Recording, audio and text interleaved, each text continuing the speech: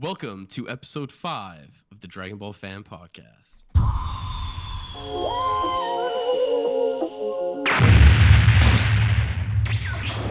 Here goes! I need a moment. Someone would drive beyond the toys. My mind like yoga. Multiple voices trying to control. Welcome to the Dragon Ball Fan Podcast. We appreciate you joining us on the lookout. My name is Kaiser, but you can call me Michael. What, Josh? I am not doing this again. To my side, to my right or left, I don't know. Josh is still, oh my goodness, the Twitch streamer, Vegeta Preacher. It is Sky, everybody. How we doing? Yo, what's up? Yo, how many takes was that? Enough to be like, I'm not doing it again. Yeah, because I was dying, man. I'm sorry. It's a good way to start it off, I guess. I think so. How you doing, shit, man? Not bad. I'm off the G Fuel now. Off of it. I'm on it. I mean, but like, I like you're going off on it. Like, okay. Yeah. Okay. No, doing pretty good. How was your holidays? COVID is always fun. Didn't get to do too many Christmas activities, but I'm always grateful for I think Christmas is a time to be grateful for what you do have, and not being able to celebrate on one day, whatever, it's not a big deal. There'll be other days. Yeah. Now, before we get started on topic of the day, I want you all to know that there is a Discord. We'll tell you a little bit more about that in a bit. But Josh, why don't you tell the beautiful subscribers over at home, what are you talking about? What are we even talking about right now? Talking about the Moro Arc, okay? Woo! The probably my favorite arc. Maybe we'll see. In Super, obviously not in all of Dragon Ball. Let's calm down there. Jeez. But yeah, we're just gonna talk about the whole arc as a whole. We're just gonna sit down, talk about it, and at the end I'm gonna ask you what your predictions are for the next arc, Granola arc. You said you read chapter 67, right? I did. I read 67, so I got a glimpse, but I don't know much. So I'm excited about that. Now, one thing that's beautiful about this episode is that I think it's really going to help us transition into a new piece of content that me and Sky have coming to your beautiful faces real soon. That is going to be manga and review. So as Josh just mentioned, we will be talking about Granola Arc, and actually more than that, reading along live, hopefully with you. We will have more information on that soon. Not 100% sure on the exact date yet, but it is soon. I'm telling you, it's real soon. So get excited for that. But for right now, we need to talk about Moro. And first thing, I don't know exactly how we're kicking this off, but let's just start off by saying, how do you like Moro as a character? Just to start. Okay, so again, I don't remember a lot of the beginning. So I believe he was captured in the Galactic Patrol prison, right? How did Jackal let that happen? I don't remember how he escapes, to be honest. It's been a while. I do remember him coming out and he's pretty weak, right? Because he has no energy and stuff. He's pretty weak. I like his original look for sure. I'll talk about the look I don't like as much later on. That's later down the road. That I don't like as much. Okay. But I do like the goat look he's got going on. It doesn't feel like a Dragon Ball character, to be honest. And not in a bad way. Not in a bad way. It's cool. But it does not look anything like a Dragon Ball character. Yeah. Okay, I won't say anything, but it's very different. It's complete left field. Like I Granola, definitely appreciated it. Assuming you saw what Granola looks like at least, or a little bit. Looks a bit more like one. Even then, Granola looks pretty interesting too. Yeah. But I'm more aligned to say if you told me Granola was a Dragon Ball character, I'd be like, oh, okay, cool. It's probably like a newer arc if I didn't know anything about him. So whereas more I'd be like, oh, this is some weird goat thing. Cool. Yeah, you're right. There's definitely something about the design of him that doesn't strike me as anything we've seen before. I'd say for some reason the closest thing is Cell for me. from a design perspective. I don't know why, but that's just where my mind goes. For Moro? for Moro, like from a look perspective. Maybe it's his face, maybe it's the lines. That's one of my issues with one of his forms later on that we'll talk about. Okay. Okay. I think I might know what you're talking about, but we'll get to that, I guess. Now, of course, talking about Moro, we got to set the playing field for what is this guy's deal? This guy's a magician, okay? Some would say stronger than the Dark Magician. Don't tell Yugi, okay? Yeah, don't tell Yugi. Don't. Of course, this man is out here just like enraged Billy Goat, sucking up all the energy from all the planets. It's ridiculous. That's kind of how he works. But what I want to start doing now is, like, maybe we start going through some of the beats. Okay, Sure. some of these beats here. One of the things I appreciated fairly early on was what they did with Boo's character. So, of course, what I'm referring to here is Boo, we knew that there was a link with him and the Great Lord of Lords. I don't know, is that what they refer to him as in the anime as well? Lord of Lords? Yeah, I don't know. Okay, I don't think that's what they refer to him as, but they definitely make reference to him. Yeah. In the Boo saga. But the fact that they kind of go about outlining that power, how that power was quote unquote like dispersed after Boo kind of split up into different versions of himself. At times that felt super convenient for me, like almost too convenient. And at other times it felt like just the right direction to take Boo's character.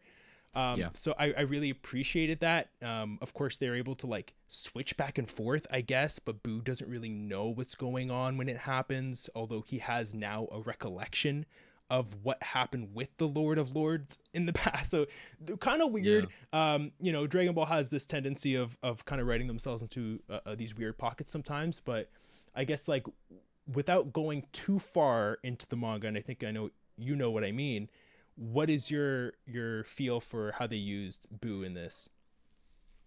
I think the potential thing reminds me a little bit of like the Namek thing where what was his name? Guru, that older Namekian, where he puts like his hand over like Gohan and like Krillin, and he like unlocks their potential, their latent in the Namek potential. Saga. Yeah. How many times are people gonna have their latent potential unlocked? Yeah, man. Like I don't understand. It's the same shit with me with like Gohan. It's like, why did Beast Gohan happen? Like that makes no sense to me.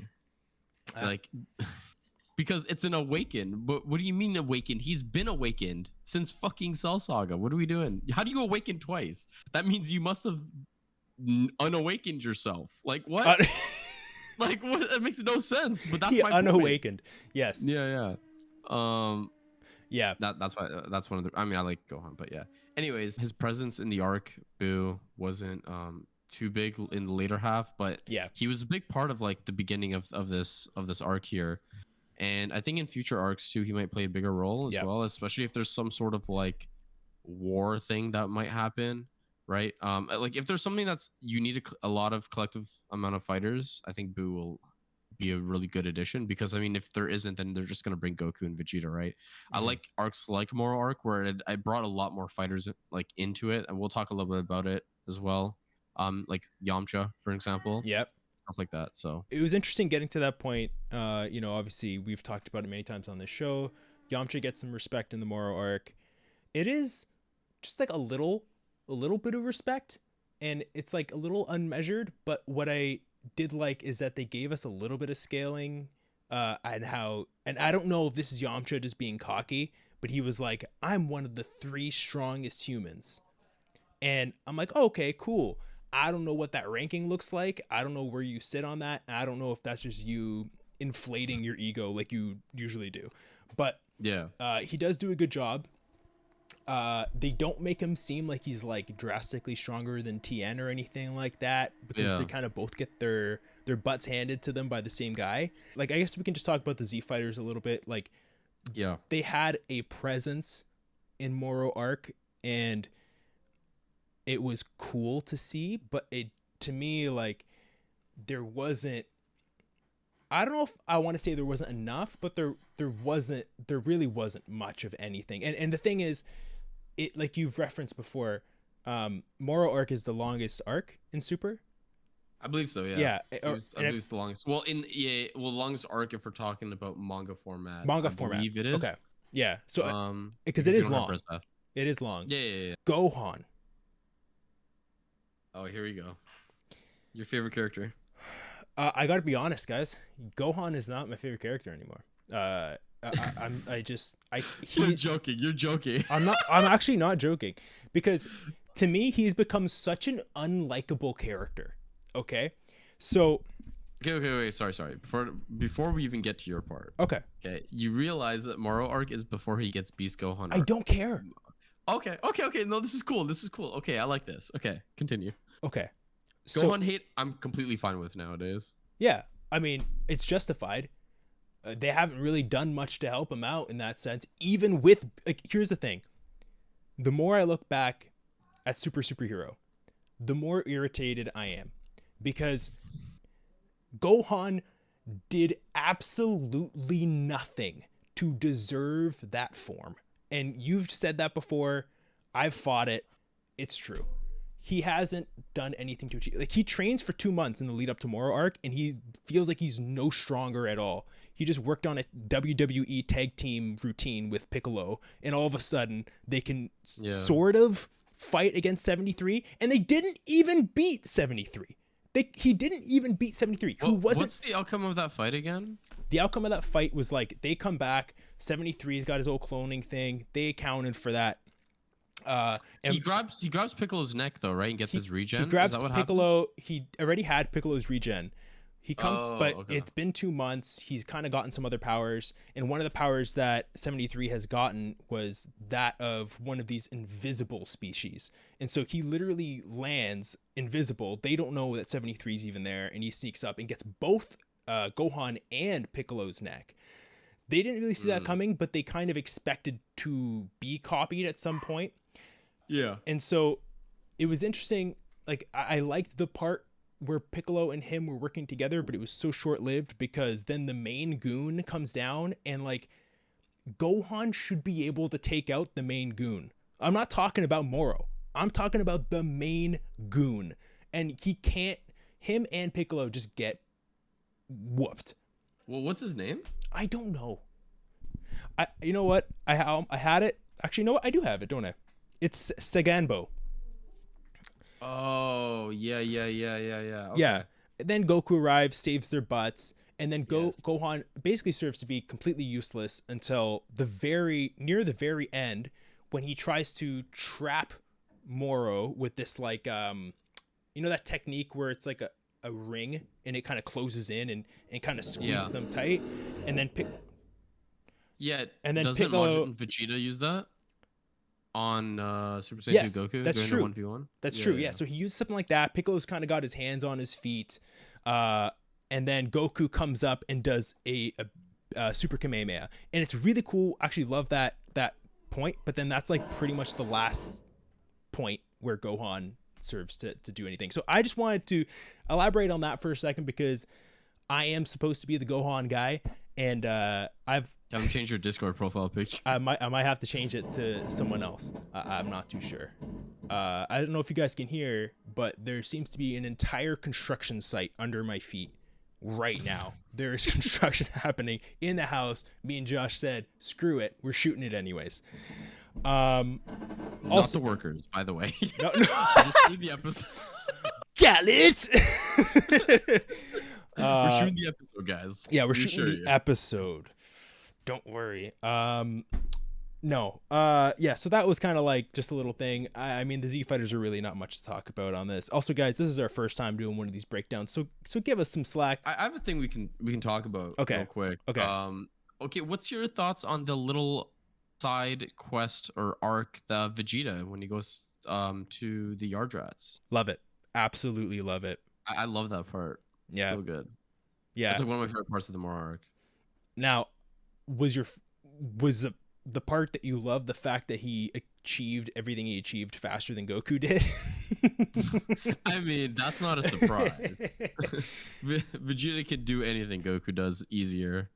Yeah. But you know, Akira Toriyama just stops him from doing so. What a cool move. I love that his move, I think, is going to probably be a big factor down the line. I mean, the fact that, you know, anyone that's fused, anyone that absorbs, you know, other energy, whatever, like he can kind of knock it out of them, which is, you know, all basically Moro's whole play. So I actually thought it was going to be over. I thought Vegeta had ended it, which is exactly what you want, I think, as a writer. So props to Akira Toriyama and the team, because I was like, yep, Vegeta did it. I'm stoked. He's finally going to get one of these, like, you know, he's the hero and whatever, and he shows up in cool fashion. He does a great job. But yeah, no, he doesn't get to, although he does play a big role.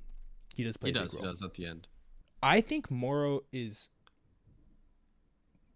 one of the top 3 coolest character looks for me. I love the way Moro looks. You referenced it off the top. I think he looks really cool as an old guy. That's such a weird way to reference it. Yeah, like old goat. I think he looks really cool as he gets his power back. I think he looks really cool when he absorbs 73, but something's telling me you don't love that as much.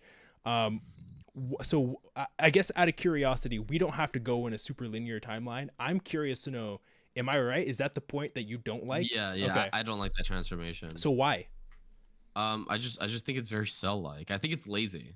I agree. I think it's a lazy way to put it, like, this new form out there. Don't get me wrong. I don't think visually the form looks bad, but that doesn't necessarily mean it's the best in a writing perspective. Yep.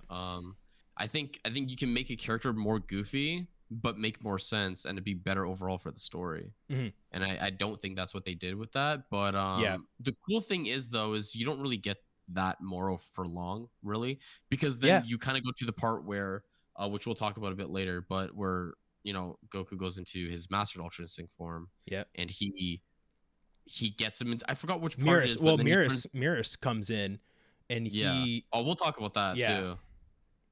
Oh yeah. But the part where, like, Moro's like literally everything. He's like the land and shit, which is pretty crazy. That part was like creepy as hell. I was watching some fucking horror manga or something, or reading horror manga. I was like, what the hell is this? But the art. Oh, the art. Yeah. What's your thoughts on the art on this, in this arc? Because I thought it was really good. I thought Toyotaro did a great job. I thought it was really good. I think, and even to feed off of the last question that you asked too, like, I think the art's really great. You said that this was one of the longest, if not the longest arc, and I agree, and I believe that it should have been way shorter. Because yes, I think that the character design of 73 being infused is awesome. I think he looks super rad. Interesting idea. I also agree with you that it was a lazy decision for them to do that. Like, he just literally eats him, which we haven't seen him do. He absorbs energy, but we haven't seen him, like, literally straight up just like see, now this could go really inappropriate, but literally like sucking him all up, you know what I mean? Like, that was just so strange. That was lazy, and like you said, it was short-lived, and I think that could have been cut out. I don't know what that avenue ends up looking like, but it was like we almost got like an extra chapter that we didn't need. There were so many ups and downs, which is beautiful in storytelling, because you want those swings of emotions, but it just seemed like one extra. Oh, he got the leg up again. Like, one extra leg up that just seemed like too many legs up. You know what I'm saying? Like, it was too convenient. But I like the character design. It was cool how they worked in Oob, of course, which is something. Yeah, we'll get into that too. We'll That's talk at about. the end. Yeah, but he's one of the reasons why they win, right? He's the reason, in my opinion. He is. To be honest. Yeah, he pretty much is the reason. Yeah. So I think there's another character we need to talk about here. That's just as important as Moro, as Goku, as Vegeta. It's Mirrors. I think Mirrors is a cool addition to this arc. And okay, so we were talking a bit before we started recording, guys, and I said, to me, Moro arc is the most Dragon Ball Z arc we've gotten so far in Super. With your reaction, it didn't seem like that was the case in your opinion. I'm assuming you think it's Tournament of Power. or something. I don't think so because it doesn't feel like a Tenkaichi Budokai tournament to me. It feels something a bit more like grand than that. But what I mean by the Dragon Ball Z thing is just a bunch of characters being involved, right? So like you have the Namek Saga, for example. In the Namek Saga, you get introduced to everyone, right? You get introduced to the Ginyu Force, right? You get introduced to like Zarbon, right? True. You get introduced to like Frieza, but the thing is, you're not even getting final form Frieza till like chapters and chapters later. So you're getting like first form Frieza, second form, third form, fourth form, right? Like you're getting all these forms of Frieza. You're getting Vegeta versus Ginyu, Goku versus Ginyu, Vegeta versus Dodor. Like, you know, you're getting all these people, right? This is true. Yeah. Yeah. Cell Saga, same thing, right? You get Goku some light. Before Gohan, you get Goku, you get Future Trunks, you get Vegeta, you get Piccolo, there's a bunch of people. In the Moro Arc, I feel like you get a lot of that too. Again, you get the 73 versus Gohan, Piccolo stuff. You get the Yamcha fighting all of like Maru's goons and all the Z fighters, Krillin and stuff doing their thing. You get Vegeta doing his thing. You got Mirrors doing his thing. So I think to me it's the most Dragon Ball Z arc in that sense, where it's getting a lot of people involved. So yeah, what do you think about Mirrors as a whole, like in this arc? Before I get into Mirrors, I want to touch on that point because you're right. I don't feel the same way as you do. Now, as you were talking, I did lean a little bit towards your point because the introduction of all the villains, like we got a lot of the prisoners, even got like a 0.5 chapter on Cranberry, on like his background and whatever, and that was really interesting. So a lot of introduction, like it from that perspective, it reminded me a little bit of Frieza, the Frieza and Namek arc, because yeah, we got a like you said, Ginyu Force and some of these other characters. Like it was a build up to Frieza, but it wasn't all about Frieza the entire time. Yeah, it wasn't at all.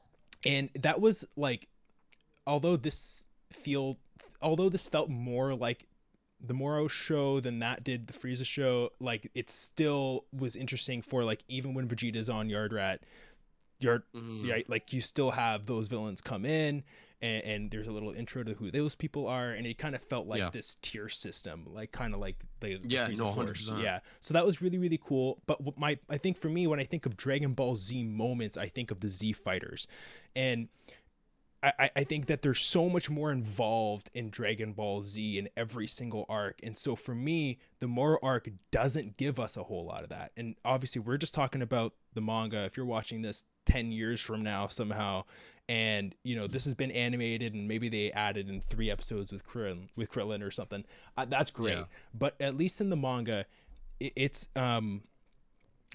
like a little underwhelming from that perspective. Like if you're like a Krillin fan, you're not getting any payoff. I would say even if you're a Yamcha fan, you barely get a payoff, and he's like the only Z fighter that gets any. Like Yamcha gets more spec than Gohan and Piccolo does. It really. So from that perspective, that's why I don't feel that it's like as much of a Z thing. Now in the Tournament of Power, yes, they were all kind of like tossed in the 48 hours leading up to the Tournament of Power, but once you're in it, everyone got their arcs, their little moments, and they were like full episodes, sometimes multiple. So that's why to me it felt more like a Dragon Ball Z moment in Tournament of Power. But okay, yeah, that's valid. Yeah. Yeah, I guess we can just segue straight into I guess Mirrors. Do you want to talk about Mirrors, or do you want me to talk about why I think what happened to Mirrors is very important going forward for Dragon Ball? That's an interesting thing that you're saying. So again, I'm coming off of just reading this, listeners and watchers, right? So Josh is saying things and then my mind starts turning. The gears start going immediately. So I am very curious to know how they're going to utilize Moro down the line, if we're going to see more of Galactic Patrol, because I actually did enjoy Galactic Patrol in this. I actually like Jocko. Jocko killed I it. Do. Yeah, I do like Jocko a lot. Yeah. I didn't Reza was kind of weird. He was like whatever, but at least he did help out, right? He did help out. Yeah, I mean he I mean, depending on how you want to look at it, he does save the day. Like it all. He's the one that goes out to the lookout. Hey, where's Majin Buu? Hey, can, like, I don't know how he woke him up, if he had to wake him up, whatever. They said he was sleeping. Then of course he turns into Lord of Lords, goes to Oob, right? And Oob has no idea what the hell's going on. Yeah. But yeah. So I'll talk about what I meant by the Mirrors thing, and then maybe you can talk about how you liked Mirrors as a character and how you feel how he ended up in the arc. Yeah, let's do that. So my whole thing, or the whole community in Dragon Ball, has this thing where there's like not as many stakes, right? That's why people like the Tournament of Power, because it's like, oh, your universe is gone, poof. And we find out at the end, the Zenos were like, well, if no one wished all of them back, everyone would be gone, kind of thing. There's no such thing as a selfish wish, right? That's what it is. If you had a selfish wish, you're gone. Everyone's gone. You're right.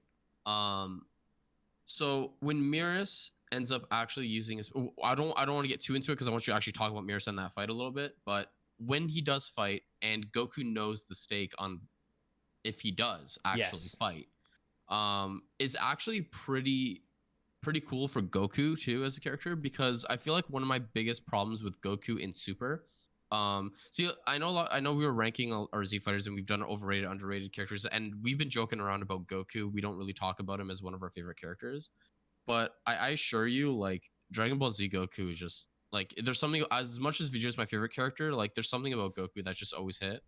And it was always like these like badass scenes, or like these sometimes had these heartwarming scenes, especially in like late Dragon Ball, especially when he's more of a teen and like his adulthood and stuff. Yeah. And there's like the moment where he's like, yo, you have to stop, Mirrors. Like, you're gonna go, like you're gonna vanish. And then you get like that panel where he's like slowly fading away. And I think Toyotaro and Toriyama did a really good job on bringing Mirrors back, but in a way that still mattered. So what I mean by that is Mirrors came back, but he lost all his powers. He lost all his angel powers. He's mortal. He's now mortal. That is a huge stake because he can die. He can now die. And I feel like that is very important because you have this character who is a godly figure, right? He is an angel. He's a deity, right?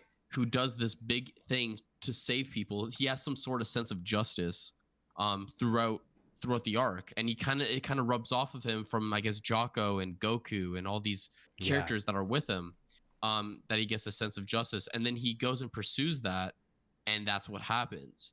So now he's a mere mortal who lost everything, right? And I think that's a really good way to put these stakes on some of these characters who you feel like, oh, they're just broken, there's no high stakes. And I feel like Toyotaro did a really good job at saying, like, the stakes are high. The stakes were still high, even though we have Dragon Balls, we have this and that. This guy lost his powers and he can never get them back. Yeah. Kind of thing. Like, Mirrors is still strong, but again, he's mortal. He doesn't have the angel powers anymore. Yeah. He can't rewind time. He can't do you know what I mean? He can't do that kind of stuff anymore. So I feel like that's really cool. Yeah. That's why I really do like Mirrors as a character personally, because of that. I think I connected to him a lot more after that, because I was like, okay, I love Whis, but like, Whis isn't going anywhere, right? You can do whatever you want, but Whis isn't going anywhere. Right.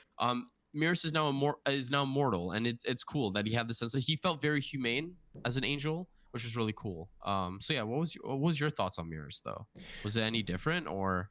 I love the character. I agree that Mirrors is a good character, and then he becomes a great character with the way everything goes down with Moro. I think that him becoming mortal was something that I was kind of wishing would happen as he was kind of dissolving. I was like, oh, it'd be great if somehow this character could stick around.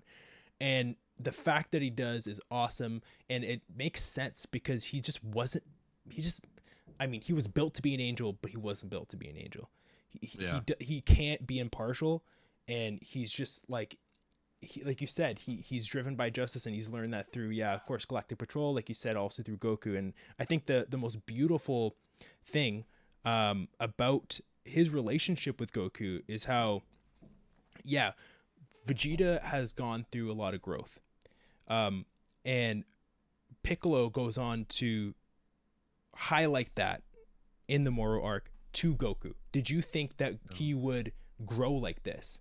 And then Goku goes, oh, like, what do you mean? Like, this powerful? He was like, no, like, as a person, did you think that we would ever see a Vegeta like this? And Goku didn't even think about it, because, I don't know, sometimes they write him, he's just stupid sometimes.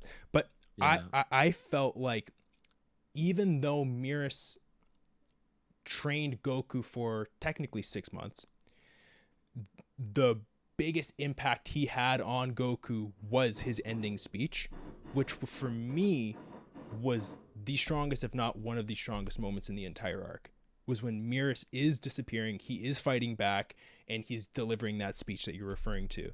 The impact that everyone has had on him. And then it's almost like Goku has that moment of growth right there. Like you said, he understands the stakes. He's scared for Miras. He's terrified in that moment, but then he almost has this, like, and he references it a little bit, but like almost like a reality check.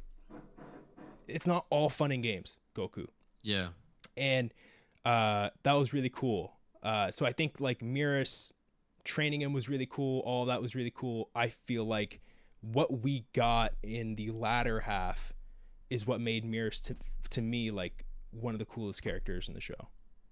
For sure. Just to quickly jump on that. The dialogue you're talking about, there's parts of that dialogue that's pretty cool, and then there's parts of it that I'm like, what? This makes zero sense. So like, there's a part where Piccolo says like something about Vegeta not overestimating his opponents, and I'm thinking to myself, he does it all the fucking time. What are you talking about? Like, yeah, what? this is true. Like, who put that in? Like, did Toyotaro put that in there? And he's like, yeah, I didn't read Dragon Ball Z. It's like, did you forget? Like people could say, oh, I know people are gonna be like, oh, it's not Vegeta overestimating or underrating or whatever his opponents, is him overestimating himself. Yeah. But I mean, like, is it though? Like, I don't know. I think it could be a bit of both, to be honest. And then the part that you were talking about that you said you really liked, I like part of that too with the Goku and Piccolo conversation. The part I do not like though is the Goku part where he's like oblivious to Vegeta's growth. It's like, dude, you're literally the reason why he's grown that much. I don't like the whole Goku is stupid in Super thing. Like, this needs to stop. It's like, oh, let's just make the typical like main character in this shonen manga or whatever to like just be stupid. Where it's like, Goku has always been like dumb, but he's never been this dumb. Like, he's always been bearable dumb, but when he does like these stupid antics, I'm just like, dude, like, please, like, put Piccolo on or put Vegeta on the fucking panel, because they're not gonna say something stupid, and then Piccolo says something stupid, and I'm like, well, it looks like I got fucking Vegeta to rely on. And it's usually that's the like, Vegeta in Super seems to be the smartest, which is weird to say that, because it's always been Piccolo. To me, he's always been the more, neutral, smart. And Vegeta's always been smart. Vegeta's always been smart, but his pride got in the way. His pride definitely got in the way. Now in Super, like we've talked about so many times, like the running theme of this of really the last 10 minutes of our talking, like Vegeta's gone through so much growth where he's still a proud guy, but it's more of a fuel than a blinder. And we saw that in Tournament of Power, obviously, in some brilliant writing over there. But I think one thing that you brought up that was really interesting earlier that I think ties into this really well is how, we grew up with a Goku that was, of course, Americanized through Funimation. He was really heroic. From my understanding, it wasn't exactly like that in the mangas, but it just made more sense. Goku made more sense as a character. And in Super, like, I like the lightheartedness of Goku. I think it's an important yin yang kind of thing with Vegeta and him, and a lot of the darkness that the Shokin have. You need that light. But I also think that, like, you can't make your hero that stupid. I think from a writing perspective, Moro Arc had so many great moments, and the Miras the Miras speech is one I point to as a great moment. There are, aspects of Vegeta with the Namekians and even with Piccolo in like you said, not the entire portion of what he references. Yeah. But there are definitely some weak points as well. And that's a little upsetting, because if Goku were to actually like build on that moment, it would have made it so much more rewarding for him to be like, yeah, I'm super proud of him. And like, maybe that doesn't matter to Vegeta, but as a listener, as a viewer, as however you're going to consume this, whenever, like, that would be so incredibly satisfying to hear Goku, just to see Goku like really sit there, feel it, and like he why was he able to sit there and observe Miras's growth and development and resonate towards that in like in almost like an intellectual way, but somehow you just have no idea that Vegeta's grown as a person? Like, I don't understand. Like, yeah. Wait, I know we're talking Goku a little bit here, but let's talk about a good moment. We're closing it out here a little bit here, but let's talk about that little talk he has with Jocko after Miras goes. So like in chapter 64, Goku talks to Jocko and he says, "Why did you join the Galactic Patrol?" And Jocko says, "I wanted to help preserve peace in the galaxy or something." Yeah. And then he says Miras felt the same way, right? And then Goku goes on this whole thing where he's like, "Oh, I'm not fighting alone." And then like a few panels later, you just see him like tap into like Mastered Ultra Instinct, and it's just badass. Yeah. Because he's almost like carrying like Miras's will in him. Yeah. Which is so cool. And there's like a panel where he's just like he finally gets to it, and it's so badass. Yeah. It's in chapter 64. Oh, dude, it's so good. Toyotaro does a great job. But yeah, he gets to that moment, and then he's like this. Yes. And he just goes, "Oh, dude, I love it, bro. It's so good." And I actually have the exact thing he wrote because it was so good. He wrote, "Miras may be gone, but his will lives on in me." And you're right. That hit so hard. It was like, and that's what we're talking about. Why can't Goku be like this? Yeah. Why can't he just be like this? But incredible moment. He grows in that moment. That was such a cool scene. And I look at that as like an extension of just, I don't know if you said that was 64. Yeah, chapter 64. I'm on it right now, actually. I don't know if 64 does 64 also have the speech from Miras? No, that's in 63. I believe at the end. Okay. Well, is 63 into 64 like that string from Miras, giving his speech into Goku having some realizations, like you said, the transition, him having that really dope moment, him head up, giving off that line, and then just whooping, cleaning the floor, was really, really cool. One thing I wanted to jot down as well, love the use of the androids. I thought that was really smart. Definitely a Piccolo move, the big brain, he's not going to be able to take their energy. I thought that was really cool. As I was reading along, one thing I couldn't help but think about was that maybe I should have read this before we did the first episode, because we were talking about back and forth, and I don't want to go too long into this, about like who is technically a Z fighter. And then we said, Android 18, Android 17, probably not.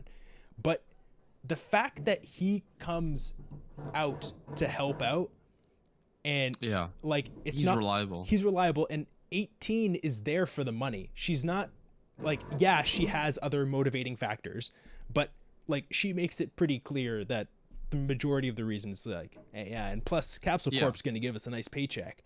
So I think 17 is technically part of that list. Who knows? Maybe we do like a big list down the line of everything by the end of the mangas, and we have another discussion. But really loved that move to include them, and I thought it was really smart. But to be fair, like our episodes so far have mostly been just anime only stuff. True. Right? Yes. We haven't really, even though we've both read Moro before, it wasn't really fresh in my head, and it really I wasn't like fresh rushed in yours. through it. Like I feel like first read for a lot of stuff.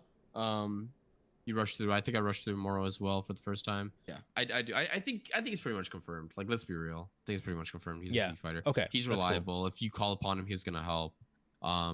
He trusts the other Z fighters of some sort, right? He doesn't have to like hug them out and shit like that. Mm-hmm. But he has some sort of bond with some of them, right? Like Android 18, and he has a bond with the planet. Goku. Like, if anything, like he has like more care for Earth than 18 does. Like 18 is probably like, hey, we can move anywhere, let's go to Mars. But like with 17, he's like, I care about the animals here. Like, exactly. I'm not even gonna do this unless Trunks and Goten are over there doing it. Also love that Trunks and Goten were wearing the same kind of outfit. I thought that was kind of cute. Oh yeah, That was that was pretty cool. Yeah. Yeah. Yeah, I guess we can segue now to like the final fight, right? Because that is what I did not read yesterday. So I only read up to Master Ultra Instinct beating the crap out of Moro. Yes. But I didn't get to the part where I believe, no, correct me if I'm wrong, because it's been a long time. I believe there's at some point where he turns into like the ground or something. He becomes part of the earth, right? So he becomes part of the earth. Goku takes too long because he's trying to give Moro a chance. Now, yes, I understand it worked with Vegeta. Tell me another time it's worked. It hasn't.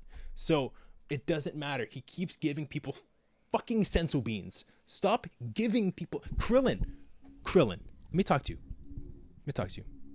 Stop giving Goku the sensu beans. Stop. Sell fucking Moro. Gohan hasn't let it go. He's still mad at you. Oh my god. Yeah. I'm telling you, like, it's ridiculous. But anyways, I kind of liked it. There were some interesting moments where he's trying to like speak to him and give him a chance, but he basically goes like, screw it. He gets his arm back from before. In his arm he had that jewel or whatever from 73 that allowed him to scan Mirrors, and so then he gets the Ultra Instinct power as well from Mirrors, but then he doesn't know how to control it, so he becomes this power hungry crazy thing. He can't control his powers. He's kind of getting large and whatever. I know getting large, I know, and then he becomes part of the planet, and he waited too long, basically, Goku. Right now, if you kill Moro, you destroy the planet. Beerus actually is about to step in and end the whole thing, because he cares about the sushi and all that. And then Whis like, actually, we got to go. We have this meeting we got to go to, and they go. But before they do, Whis kind of gives Goku a tip. He's like, if you can knock the remaining element on his head, then he won't have that power anymore, and he won't be part of the planet. He'll just kind of cease to exist at this point. And so Goku tries to rush in. Moro captures him and kind of absorbs him of all of his power. Vegeta uses his ability, which is called the Forced Spirit Fission. They try to use it in reverse. I believe it was Piccolo's idea. Let's give the power to Goku. I don't know why we needed this special move, because they've all given energy to Goku before. But anyways, Vegeta just throws the energy at Goku's ass, and then he gets power, but he goes blue. And they're like, why isn't he instinct? Well, because he doesn't have we didn't give him God chi, you know what I mean? Like, it's something like that, which doesn't make sense still, because blue is God. It doesn't make sense. It's all over the place. But then Jacko goes, oh, you need a God. I got you. Gets in his spaceship, goes up to the lookout, and he goes, we need the fat guy. Where's the fat guy? Fat guy, apparently, is really quick. He knows about Oob. He goes over to Oob. Oob sends off the energy. He goes instinct, and then he finishes the job. And that's kind of it, eh? It's kind of it. Overall, I liked Moro as a character. I like some of the new characters they added. Like you said, I love the inclusion of characters that didn't need too much background, but like we got like this Frieza Force feel, and that was exciting and weirdly nostalgic in a way. And I thought that was really, really cool. Moro as a character is unique, but as a motivator, as in his motivators, not unique. So a lot of ups, some downs, but overall I think it was a win, and I can't wait to see it animated. Yeah, I want to see this animated for sure. Mm-hmm. So yeah, I guess we can start wrapping up the review part. Just want to let everyone know this is not the end of Moro for us. We will talk about it a lot more down the line as well, when we talk about maybe more power scaling stuff, or if we'll ever see Moro again, if we're ever gonna see Galactic Patrol again, because I think that's really cool too. Yeah. And more Jacko, because I do like Jacko. I think Jacko's pretty cool. Yeah. So yeah, let's talk about what should the audience expect going forward now, because we're heading to Granola. How excited are you for Granola? I'm really excited for Granola, and I think one thing I'm really excited about is being able to dive into it with you and everyone. The fact that we're doing this live, and we're gonna, of course, be able, if you're not able to catch it live, don't worry too much. We're gonna be putting it out after the fact as well, but you know, it's getting caught up in the excitement with the community that gets Dragon Ball to that next level of excitement for me. And, you know, a Tournament of Power was like that and everything. So I'm really excited about that element of it. But I think just in general, like, I like that it's linked a little bit with 73. I don't know a lot. Whereas with Moro Arc, I had, of course, some inkling because I did rush through it in the past. I have no idea going forward past 67. So yeah, really excited to dive into it and for y'all to be part of it. Yeah. So everyone, guys, we just want to say thank you to everybody who's been supporting us. I think for next episode, we are going to actually shout out a couple people. We've gotten a lot of engagement, especially in the last 2 to 3 weeks. And we want to share some comments. There's been some funny ones for sure that we want to share. But before that, we're gonna shout out some everyone. Thanks for following on Instagram, TikTok. We now have a Facebook. We'll link that as well. And obviously YouTube, right? And last but not least, just want to let you all know that the Manga in Review series that we are doing will also be on our Spotify as well. It's like a quote unquote podcast episode, but it's not. It's going to be completely separate. You're still going to get a podcast episode, but you are going to get a second content video as well, but it'll also be in an audio format as well. And I think it'll work fine because we're just gonna narrate the chapter anyways. We're gonna go through it verbatim, right? We're not just gonna be like, oh, and then next, right? We're probably gonna do what, like 3 pages each or something, and then like constantly shuffle over on the chapter. We're literally reading the lines. Are we doing like impressions? No, let's not do that, because if we get to Vegeta, everyone's gonna look at me and they're gonna be like, please get this guy off the fucking mic. Like, I just want to know that I did it faster than Kakarot. I'm not even gonna try to do one right now because I feel like eventually it's gonna become some sort of crazy ass meme. Be like, yo, this guy's not a Vegeta fan, he can't do the Vegeta voice. He did beat me up though, by the way, if you guys can tell from my eye. He was actually Jacko. Yeah, it was Jacko. It was Jacko. But yeah, guys, we want to thank everyone for stopping by here. This was really fun. This is a long episode. They're gonna get a lot, of juice. This was a lot of juice. Yeah. Oh my goodness. If you guys want more juice, some libido supplements. Some libido. Oh my goodness, it's crazy out here. And yes, I know. Also, this episode was kind of like all over the place, discombobulated. We just came off and we're excited. We just kind of want to touch on different points. If there were things that we missed that you want us to talk more about within this Moro arc in relation to the Moro arc, let us know. Of course, the Discord's been awesome about doing that. We also look at the comments, of course, on here and on all the social media platforms. This is a big old community over here at the Dragon Ball Fan Podcast. And yeah, we're excited to continue to react, but to do so live. And who knows, maybe more stuff like this, maybe going back and looking at Tournament of Power arcs in manga. And I've heard that's a little different. Didn't know. Yeah, we could definitely do something, but something small on that. But yeah, well. So yeah, really great stuff. And before we go, obviously, check out our Discord. Yeah, there's not a whole lot to say that hasn't been said. Josh has done a great job fleshing that out. You go in there, you engage, you level up. So jump in there. That was probably the worst ad read ever for our Discord channel. Jump in our Discord. No, but seriously, guys, our Discord's really good. For the Discord, the whole point is to get you guys involved. We want to hear what you guys have to say. So yeah, that's why I just come in the Discord and want to be heard. Also, just quickly before we end, just letting you know, we are taking on the Discord now voice notes or recordings. If you have any questions, we'll be doing that as a segment at the end of our podcast.